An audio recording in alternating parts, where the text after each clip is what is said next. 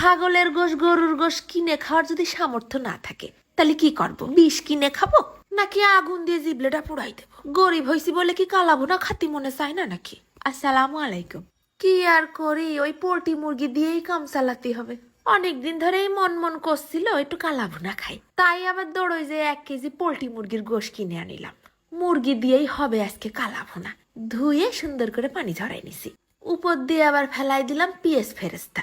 তার মধ্যে দিয়ে দিচ্ছি 2 টেবিল চামচ খানিক আদা রসুন বাটা। তারপর প্রায় 4 আঙ্গুল ভরে খানিকটা নুন, 1 চামচ ভরে ধনে গুঁড়ো, আর 1/2 চা চামচ জিরের গুঁড়ো, 1/2 চা চামচ খানিক যাচ্ছে হলদির গুঁড়ো, আর 1/2 চা চামচের কম একটুখানি গোলমরিচের গুঁড়ো, 1 চা চামচ শুকনো ঝালের গুঁড়ো। তারপর খুব সুন্দর করে মাখাই নেবো। খুদাসে কাঁচা পেঁয়াজ দিতে ভুলে গেছি। কাঁচা পেঁয়াজ ভাজা পেঁয়াজ 2 রকমই কিন্তু দিতে হবে না। তারপর ডইলে কুচলে গোশের সাথে মশলাটা মাখাই নিচ্ছি যেন কোনায় কোনায় সব ঢুকিয়ে যায়। প্রায় 10-15 মিনিটের জন্য রেখে দিলাম। আবার এইবার 1 চা চামচের মতো নিচ্ছি আস্ত রাঁধুনি।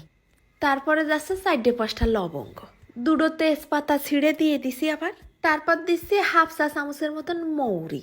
এইগুলো সব সুন্দর করে খালি কড়াইতে গরম করে নিয়ে সাথে সাথে নামাই ফেলাই দিছি শিলপাটার পর। মিহিন করে গুঁড়ো করে নেই। গুঁড়ো হয়ে গেলে মশলাটা একটা বাটিতে তুলে রেখে দৌড়ই চলে গেছি কড়াইয়ের তেলের কাছে। যেই তেলে পেঁয়াজ ভাজিলাম ওই তেলের মধ্যেই গোশগুলো ছেড়ে দিছি। গামলাটা ধুয়ে আবার একটুখানি পানিও দিয়ে দিছি। আর কিন্তু এতে পানি টানি দেবো না, কম আঁচে রেখে দিলে গোশেরতে পানি ছাড়বে না, তাতেই সব গোশ সিদ্ধ হয়ে যাবে না। গোশ ফুটা শুরু হলে দিয়ে দিলাম 1 টেবিল চামচ খানিক গরম মশলা। ঢাইকে দিয়ে 5 মিনিট পর খোলার সাথে সাথেই দেখলাম গ্যালন খানিক পানি ছাড়িছে। সুন্দর করে নাড়ে চেড়ে উল্টে পাল্টে দিতেই হবে না যেন সব গোশটুক সমান সিদ্ধ হয়ে যায়। যখন গোশটুক সব সিদ্ধ হয়ে ঝোলটা ভুনা ভুনা হয়ে আইছে তখন ফেলাই দিলাম ওই রাঁধুনি গুঁড়োটুক। উল্টে পাল্টে আবার মশলাটা গোশের সাথে মিশাই দিচ্ছি। 1 চুলোয় হতে লাগুক, আর 1 চুলোয় আবার একটুখানি সর্ষের তেল গরম দিছি। তার মধ্যে 2-3 কোয়া রসুন পাতলা পাতলা করে কাটিয়ে দিছি। আর দিয়ে দিলাম বেশ 1 ইঞ্চি সাইজের 1 টুকরো আদা কুচি। কিছু সময় ভাজতে ভাজতে লাল লাল হয়ে ফাইন একটা ঘিরান বেরোলি সব আদা রসুন মাল মশলাগুলো আবার গোশের ভিতরে ঢেলে দেব। মাত্র 1 মিনিট কিন্তু সময় পাবা।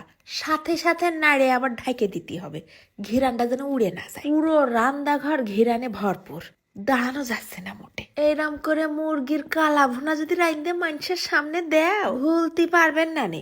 বেরেনের মধ্যে গাইতে থাকবে না এইরকম স্বাদ। ধুমা ওঠা গরম গরম ভাত ছাড়া কোনো কথা হবে না। কালা ভুনা বলে কথা, মশলা দিয়েই গামলা 4 ভাত শেষ। একটুখানি মশলা দিয়েই 4-5 গাল ভাত মাখানো যায়। ঘিরান ছাড়িছে কি, রাঁধুনি মশলা দিছি না, কি ঝাল হইছে বাবারে। ফোড়নে যে রসুনগুলো দিলাম তাও গলে গেছে। ভাজা আদা রসুনের ফ্লেভার ভরপুর।